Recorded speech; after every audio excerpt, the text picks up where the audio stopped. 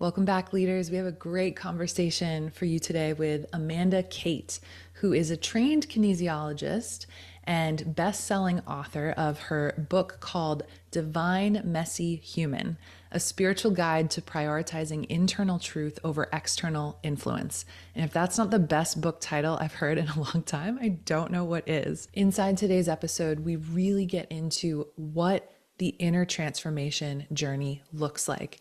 What do we actually experience when we start to alchemize our beliefs? How do we identify those beliefs and those limitations in the first place so that we can begin to deprogram them and reprogram ourselves with something else? How do we alchemize our trauma from early childhood, from abusive relationships that maybe we've found ourselves in, whether that's romantic partnerships or toxic bosses in the work context? We get into all of that and more. What strikes me about Amanda Kate is her ability to synthesize a complex journey of our own becoming into a language that we can really understand, into a transmission of those key learnings and messages along the way, so that maybe we can accelerate our own path.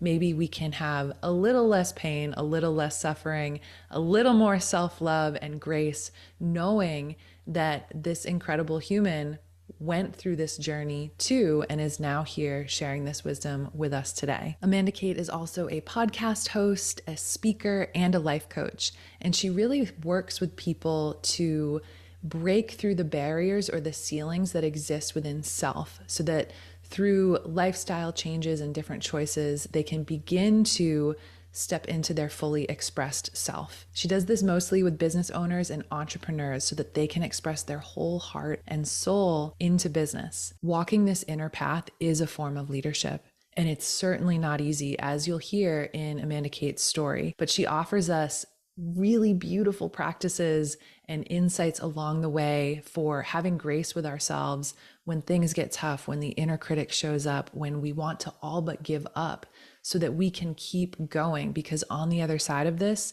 is something so beautiful, so whole, and so loving that it's worth the pain that we might encounter on this path to coming home to ourselves. Not only does this inner work of alchemy support us to be better for ourselves, but it also helps us to show up better in our relationships and our companies and the impact that we have on the world. So without further ado, it is my absolute honor to welcome Amanda Kate to the show. Amanda Kate, welcome to the Living Leaders Podcast. I am thrilled to have you with us today. Oh, thank you so much. I'm just so grateful to be here. I can't wait to have a chat with you. Same. I've been perusing all of your many channels and listening to your episodes on YouTube in particular. And honestly, before we hit record, when I was watching the one about the dark night of the soul, it actually brought me to tears as I was making Oh, some food in the kitchen and just preparing for this conversation, because I think while we find ourselves in this great transition of moving business into a new paradigm and letting go of what's not working, I don't know that people realize the full extent of the inner journey that happens. And you've done so much in this space. So I would love to just start with your experience of going through this inner transformation, and just how are you sense making all of this in our crazy world right now? I think I'm going to start with saying I don't think there is any sense making of any of it. And I think that's part of the trust of the journey and part of the stepping into the unknown, because let's face it, where we get stuck is where we know. And we kind of keep going back to it. People call it the comfort zone, but I know for me, my comfort zone was anything but comfortable throughout my childhood, throughout my, adult life, until I basically hit, well, I think I was 36, 37 years old. And I stayed in this really uncomfortable place because it was what I knew. So I tend to call it that known zone, and we call it the comfort zone because that's what it's being called. But it's not, and it's certainly not where growth happens. And I feel like I was phenomenally kicked out of my comfort zone, out of my known zone. And that's really, I guess, what opened the door for me to find all of this inner work. I always say to people, I can't take you where I've not been. So I guess lucky for my clients, I've pretty much been to the depths. And I'm not afraid to go there. I've got a weekend in about 3 weeks' time where I'm going to work out why I do all the problems the way that I do them. So, I do the big work. And I think the reason I do that big work, one is because I'm ever curious. Two is because I know it has completely and utterly transformed my life. And three, it's allowed me to bring the work that I absolutely love and adore into the world. And so it's recognizing that bigger picture as you go along the path. And this wasn't something that I found and chose to do. It found and chose me, is the way that it feels. So it really does feel like that projection along the path.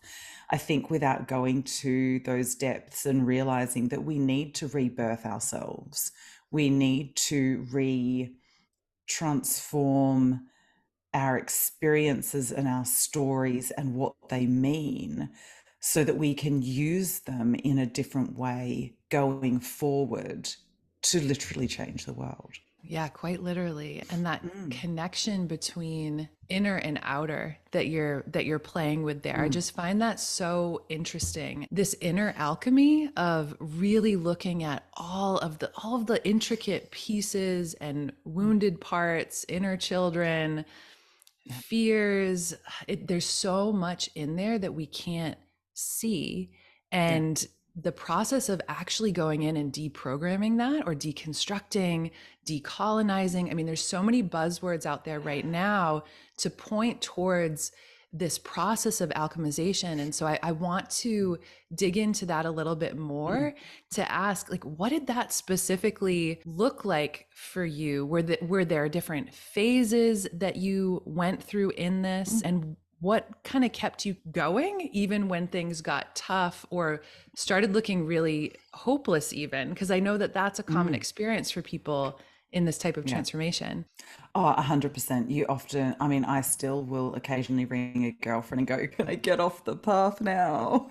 And she's like, "Do you really want to?" And I'm like, "No, I don't. I don't know this is what I'm being called to do." I think the important thing is to rest when you are feeling that, to go back to basics. I am really big on doing the simple things that make the big shifts in your life.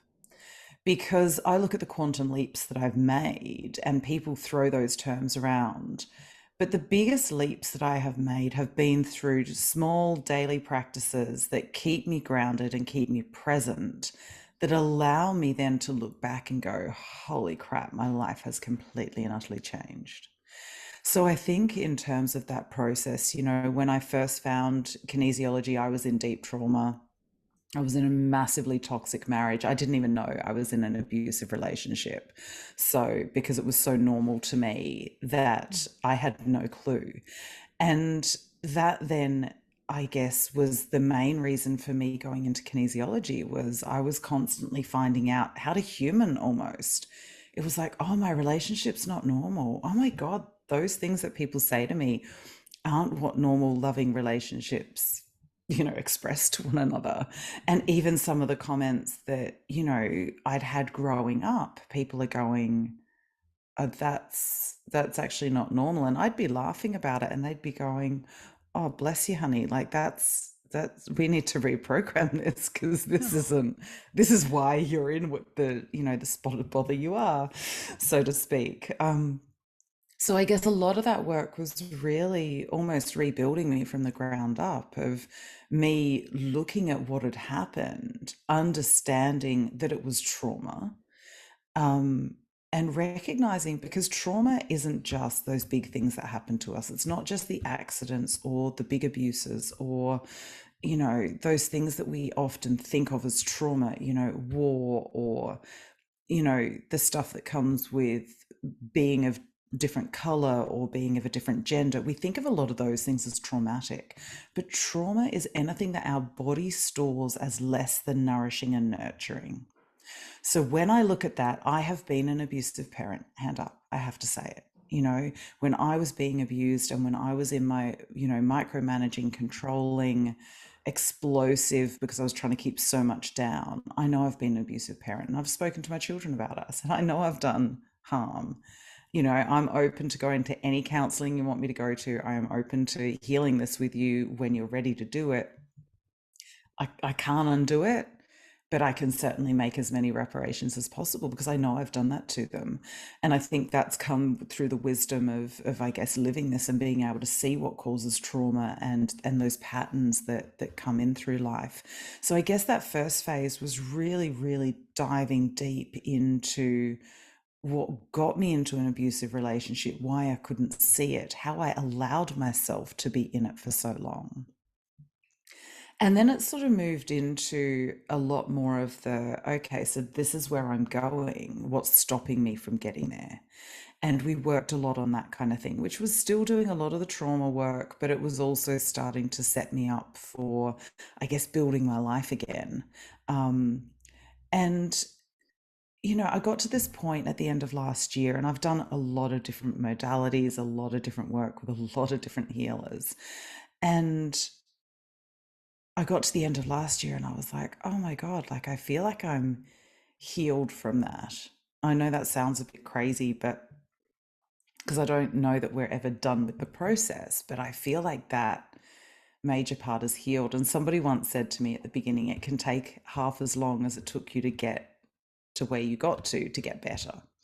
And I was in my marriage for 14 years, and it was 7 years post divorce that I got almost exactly to the day, like within about 5 or 6 days. I Wow. kid you not. And I went, oh my God, like this is what people were talking about. Like now there's other things I'm working on, there's other things that I want to change, to expand and grow into.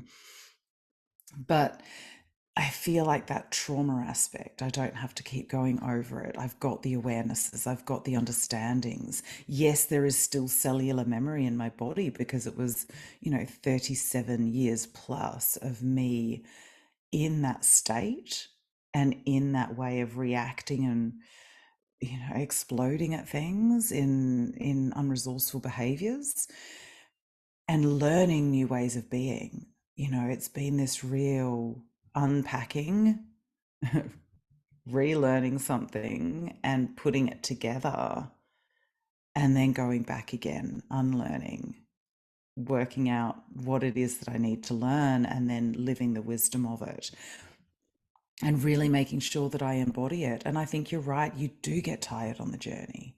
So there's been times that I've just had a couple of months off. Now, I can't do any more than a couple of months off for me personally because of the work that I do. I need to be evolving and changing and doing the work and checking in with coaches and healers to make sure that I'm on path, that I'm on track, that I'm seeing, what I can't see, because let's face it, it's my story. I can't always see it because I'm in it. And so gaining that perspective is vital for me to be able to do the work that I do in the world. But I always say to people, if you're in that space, take a rest, take a break, go back to your basics, do your breathing, walk, get out in nature, go for your walks, move your body. And then when you're ready for the next bit, go in again. And I tend to sort of talk about it in terms of that internal scaffolding and the external scaffolding. So the internal scaffolding is the stuff that we can do ourselves. The external scaffolding are the providers that we use to help us gain different perspectives and different wisdom and different points of view on what we're going through.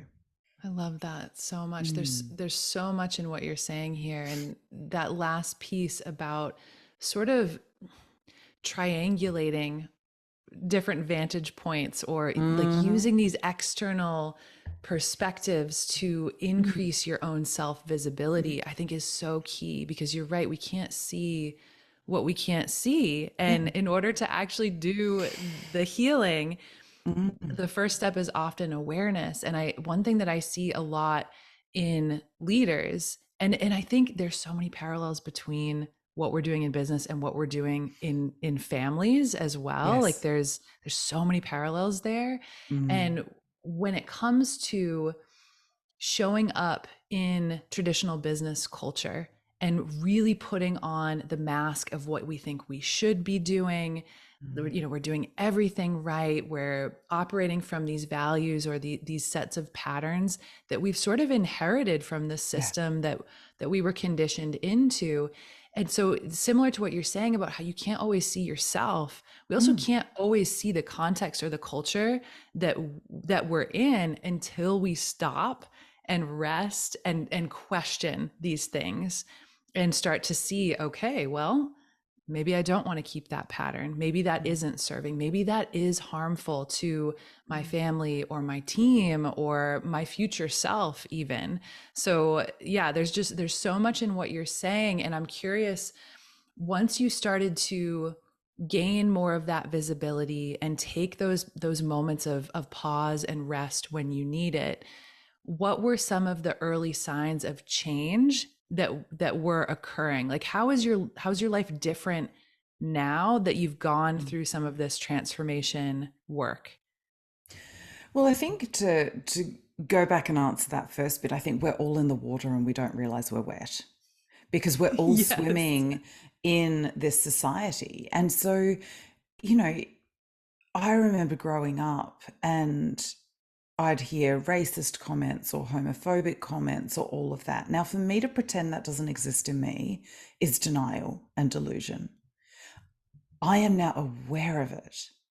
So I don't ever want to cause harm. And I also know that because of my conditioning, I may not recognize that I'm causing harm unless I check in with people of color or different races or of, different genders, because I am white and female and identify as a woman and all of that kind of stuff. So we can't always recognize, if we've been swimming in that water, what is considered harmful and what isn't. I think the other really important point is to not beat ourselves up for it. Yes, we want to change. We want to be change makers. We want the world to be different. And we're not always going to get it right.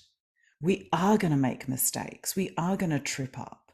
And I think having that empathy and self compassion is what we need to cultivate so that we can be more comfortable in putting our hand up and saying, you know what, you're right. I didn't know any better. And now I do. So now I can make reparation. Now I can make sure that in the future, I am aware of this. I'm aware that I'm wet when I'm doing this and I'm swimming in that water. And so I can hop out of the pool or whatever it is. And so I think that's a really important part. I think the first things that I noticed was that my anger lessened.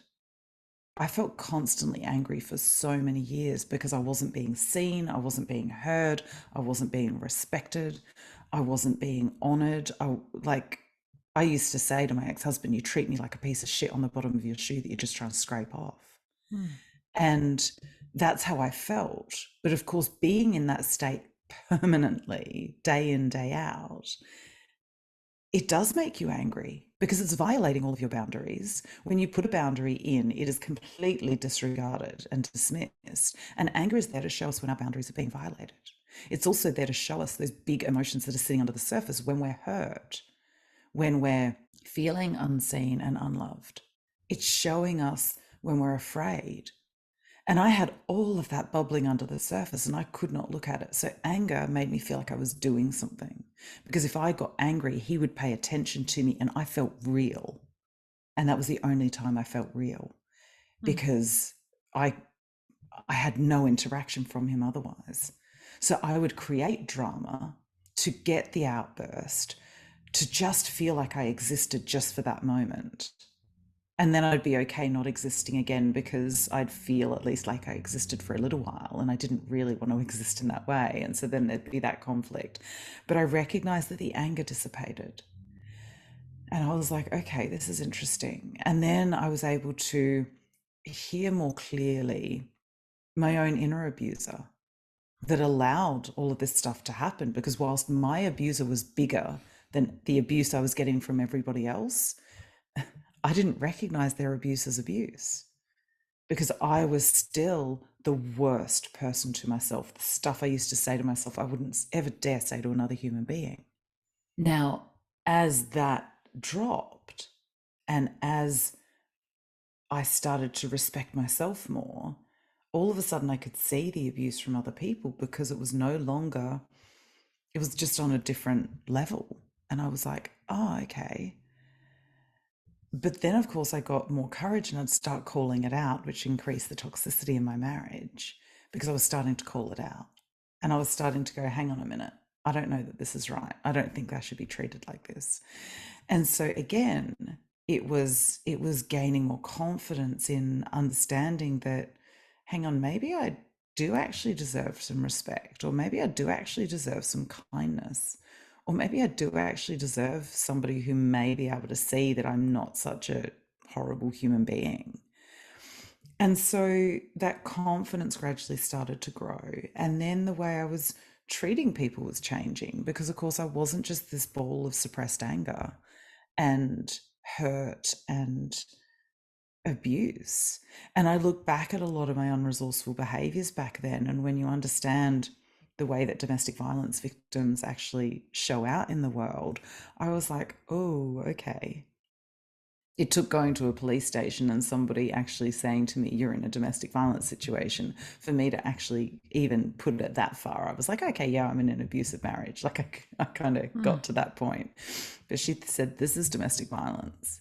And I remember the next day I got a call from the Salvation Army domestic violence unit. And I remember saying to her, I'm not being hit. There are people out there much worse off than me. And she's like, Mm.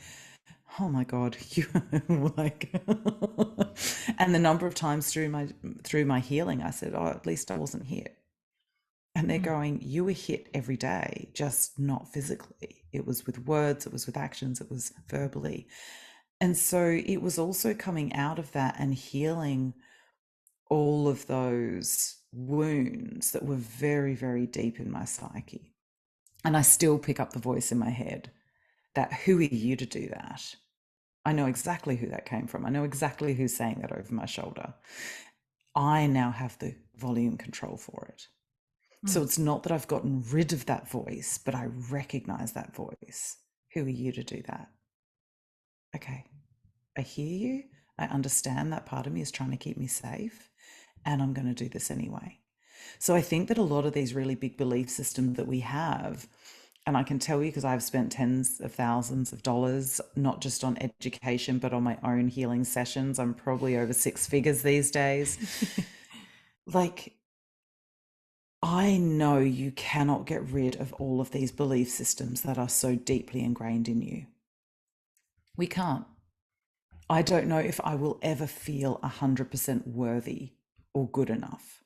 I just don't. I don't know if that's a possibility. Maybe it is because I do believe that we can heal from anything. But those belief systems have been so deeply ingrained since birth. I'm now 45, I've just turned 45. They're so deeply ingrained in me. I hear the voice now, though, and I recognize it as one of those inner children or inner teenagers or inner women who was told that over and over again through words, actions, and deeds. It wasn't just the words, sometimes it was the actions, the dismissals, the abandonment, the rejection. And I'm able to see that hurt in a person and give them the love that they need and give them the resources that they need as now the grown up in the picture. Mm. And that's the difference the work's given me, is it hasn't gotten rid of some of those voices or some of those unresourceful behaviors. I'm still unresourceful at times. It is a hell of a lot less than I was, even a year ago, 2 years ago, 5 years ago. But of course they come up because I'm human. And I think that's the other thing we need to do is we need to give ourselves grace for being human. We're not always going to get it right. We're not always going to be on our A game. And if we can accept and love that, then I think it makes our human experience so much easier. Mm. So true. Yeah, that grace piece and the inner parenting or reparenting practice that you're naming here to just help kind of draw the parallel to the business world a bit. You had framed one of your questions of like, wow, if like I'm my biggest self abuser, right? If Mm. someone was talking to me like I'm talking to me, Yeah. wow, that. Yeah. And in the business world, we see this too. Sometimes I'll ask people Mm. if your boss, if you had a boss that was speaking to you as you're speaking to you, as your inner micromanager, or that internalized capitalist who's telling you to get back Mm. to work and that your worth comes from what you produce externally, it's Mm. most people are like, no, like that would be a toxic relationship with that boss. That would be Yeah. a harmful cycle of communication. Mm. And I would want to remove myself from that as best I could. But I think to your point, I mean, we're picking up this inner talk and this all of these aspects of our inner culture from our childhood into our Yeah. teenage years.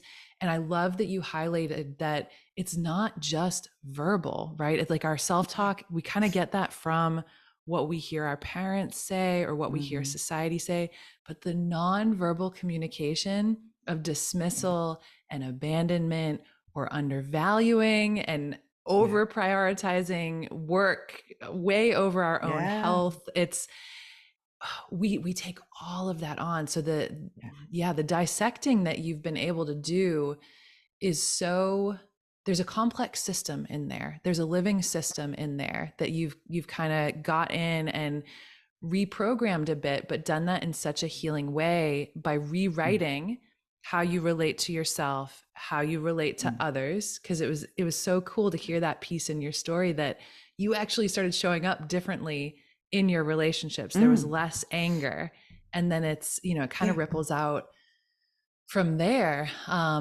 But I want to circle back to this grace piece that you mentioned and drop into what that looks like on a practical level, because I know that you talk a lot about being a messy human and that this is part of the journey. And I'm curious, when that Mm. self-critic shows up for you, how are you still able to give yourself grace? What does that look like in practice or in principle? Yeah. To go back to again that first piece that you were talking about, when you're talking about, how we put this in business, we can't separate this out. And so I really just want to, I guess, put a little pin in that for people. You can't just work on your business self or just work on your relationship self or just work on yourself in this area of your life. It is all inextricably linked. If you want to change, it's doing that inner work, which will change every area of your life, because we can't just silo out, the physical, mental, emotional, spiritual. They're all intermingled.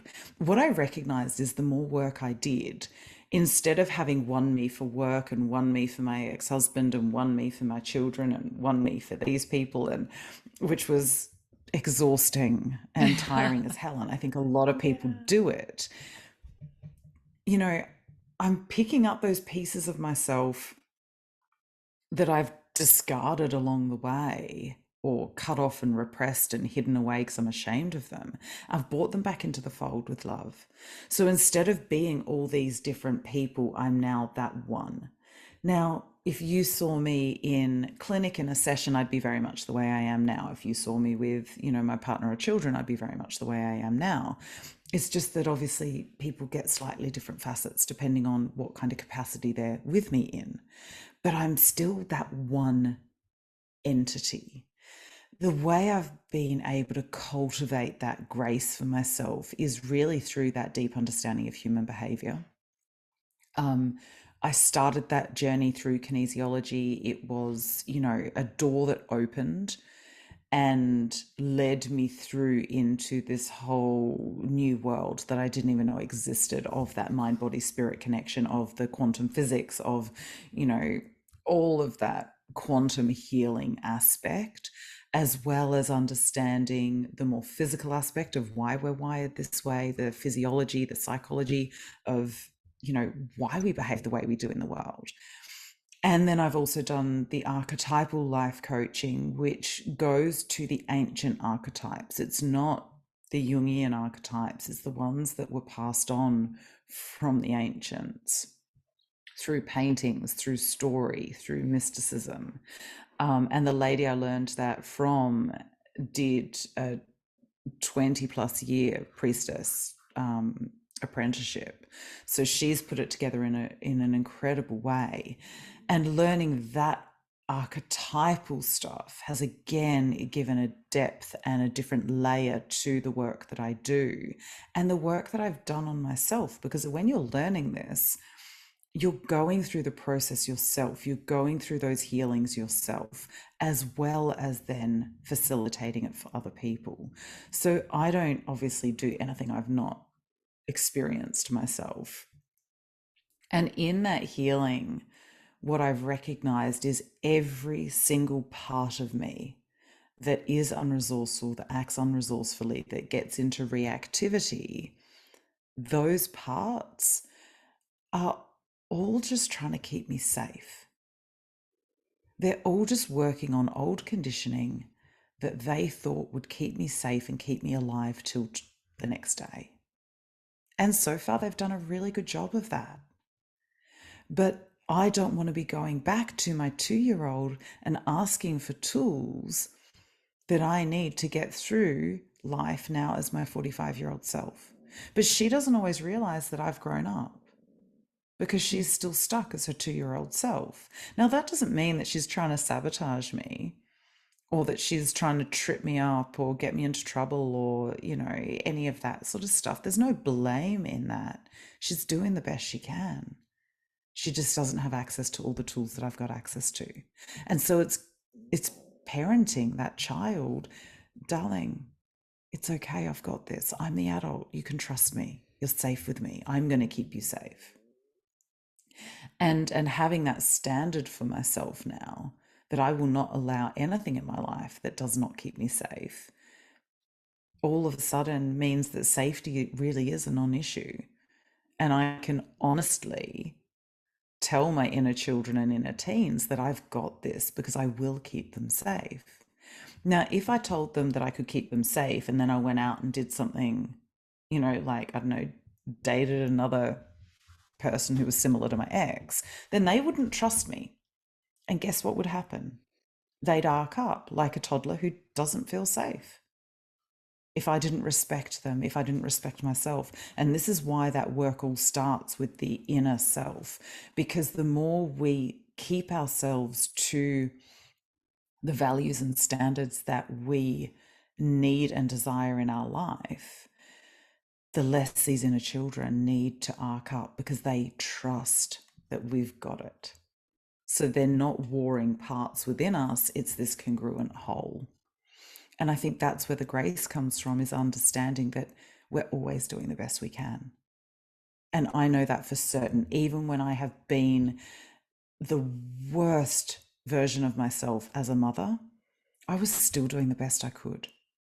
I was still trying to protect myself and my children from the environment we were living in. Now, did I have the tools? No, I didn't. My 2-year-old was running the show. And realistically, she shouldn't be when I'm in my late 30s. But I shouldn't be coming down hard on her for doing the best she could. And so that's where the grace comes in. So beautifully put. Doing the best we can. Yeah. And Mm. this piece about trust and cultivating that inner safety and that inner sense of trust is so beautiful, because in what you were saying, it's like it connects you to your action, it connects you to your Mm. choices and Yeah. the life that you then build from that sequence of choices. So if you are honoring your commitments to yourself, living by your values, setting boundaries and keeping them, you're keeping all of those inner children safe, as Yeah. you're saying. And I just feel like what becomes possible from there Mm. is much more limitless, because if we're Yeah. operating from that fear and that unsafety, we can't actually see all that's possible either. No. So when we cultivate this safety in self, we can take bigger risks, we can be bolder, we can be more Yeah. fully expressed, because like we've got our own back. And I Yes. think that cultivation, once we build that in ourselves, I see this in leaders who are outperforming peers, where Mm. if they are operating from that level of integrity and self-trust that you're talking about, like that is how they create cultures of safety and trust for their teams. And these are the organizations that are now attracting all of the talent, because these are the companies and Mm. organizations that are safe to be at and safe to play within. You have Yeah. all of your inner children kind of cared for in Mm. these work cultures of care that are starting to pop up and haven't existed for Mm. all that long. Like this is fairly new that No. we're seeing this kind of scale, and I'm so grateful that we are. It's revolutionary, and I think, people do talk about that safety at work, and I think it's also understanding that we only need to be showing the bits that we want to show at work as well. We don't always want to bring our whole self to work because it is, after all, work. Like for me, with my job, of course, I bring my whole self. I have, there's no other option really for me. But I can imagine working for somebody else, there would be bits that I would keep just for me. And some people might see it, other people may not. It doesn't mean that I wouldn't be whole still. And so I think it's also having grace and acceptance for other people, choosing which bits they're bringing into the workplace and which bits are going to be, fully shined off and fully expressed. And also honoring those bits that they're going, you know what, this actually isn't. It's having full choice, I guess, is the Yes. point. And that's the bit that I think is so vitally important in these workplaces. You know what, you are safe to bring whatever you want to bring into this workplace. And also, I honor your choice to show up however you want to show up and be the kind of person that, obviously we expect in this kind of revolutionary change of workplace. And I only say that having listened to some podcasts that I mentioned earlier, um, from this lady who does work in this activism space. And she's, they were talking about the fact that not everybody wants to bring their full self to work. And I kind of thought, you know what, that's fair enough, actually. That may not be their passion project. So they may not want to Right. bring their full self. However, if they can show up as their authentic, in that authentic way, then that's just as valuable as bringing that whole self to work. So I guess I want to just state that because I think it's really important almost to give people permission. One, to be their whole self, but two, that they don't have to show it in every single environment, in every single relationship. It'd be exhausting to be your whole self all the time. It would. Realistically, Yeah. let's face it. Because It really would. also, if we are our true whole self, then they're going to see the less resourceful parts of us because that's who part of our whole self is. And so again, it's I guess giving a few little parameters to it, because I feel like people need permission. This is a new game that we're playing, and we're still writing the It rules on it. is. And Yes, so we I are. guess it's also having that permission to, cross out what we put in as a rule and go, maybe that just needs to be a guideline, or maybe that's just, maybe that one doesn't work, or whatever it is. It's giving ourselves permission to play with the idea so that we can open up that creativity and find the structures then that are able to work best to support that creativity. I love that. Yeah, Mm. it almost sounds to me like that journey through creativity and kind of finding those structures as we walk ourselves home to our sovereignty in a way, Mm. and that permission that you're speaking about, and that choice of, well, maybe I don't need to show up as my whole self in all situations, but it's authentic for me to choose that and to set that Yes. boundary of which pieces Mm. I'm bringing, or how big Mm. my expression is in this Yeah. moment. And that level of sovereignty and self-management, I think, is Mm. so beautiful. And previously we have been outsourcing leadership externally, and we haven't, I don't think we've fully seen the potential of when we reclaim that sovereignty and become our own self leaders in Mm. this space, doing that inner healing work and making our own choices in this way. But it also requires us to go full circle in the conversation, to Mm. have the self visibility of what our gifts are Yeah. as well. And so I think this is another really interesting shift right now, where robots, AI could take over the things that are more cookie cutter or more machine like as far as functions. But those unique human gifts, I don't think that goes away. So going on the journey of cultivating that and getting people to have the opportunities to align with those opportunities and express themselves into them, I think will create a much different work landscape than we've seen. And so I'm curious now that we've kind of got like the full arc of your journey here. We went into the dark night of the soul a little bit. We get to hear some of the practices for inner reparenting and what's possible on the other side of that. And I'm curious when it comes to how you're showing up in your gifts now that you've cleared out some of that pattern, that you've rewired a lot of the ways that you're even relating to yourself. What do those gifts look like now, and how are those wanting to shine in the world so that we can see you in those? I think it's just a constant evolution. I think there are always different levels of expansion and growth to go through. So as much as I've done a lot of that work, and as I said before, I kind of feel healed from that past trauma, there will always be things that pop up where I'll be like, okay, I'll look at that now. Now I can look at this because I've got the space now to go, okay, where do I want to be? How do I want to be showing? When it comes to, that workplace aspect and those gifts, robots will never be human. As much as people are talking about it and integration and bloody, bloody, blah, they will never be able to hold a paintbrush and paint from the heart the way we do. They will not be able to write words on a page the way a human being channels their soul through their heart and expresses it on a page. So there will always be limitations.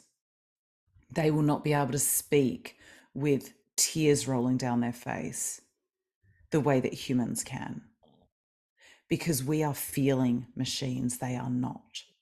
And we can try and program that idea of feeling into them. But as I know from my past, when I wasn't truly feeling, I was in that robot kind of state. And there are enough people out there still in that state.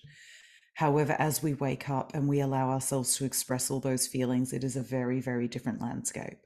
And so I think, especially for me, as I'm moving forward, it is tapping more into that creativity.